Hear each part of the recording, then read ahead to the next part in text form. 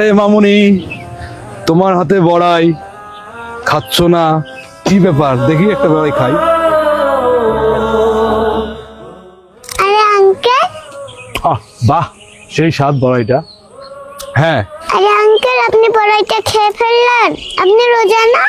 আরে না মামুনি, আমি তো রোজা করি না।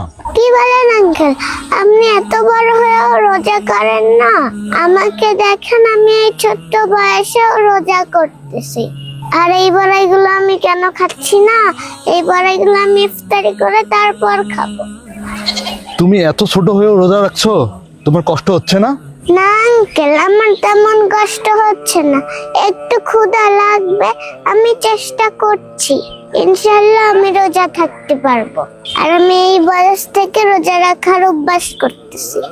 আঙ্কেল, আপনি কি জানেন হাদিসে আছে যে ব্যক্তি ঈমান ও সওয়াবের আশায় রমজানের রোজা রাখে তার পূর্বের জীবনের সব গুনাহ মাফ হয়ে যায়। কি বলো মামুনি, সব গুনাহ মাফ হয়ে যায়?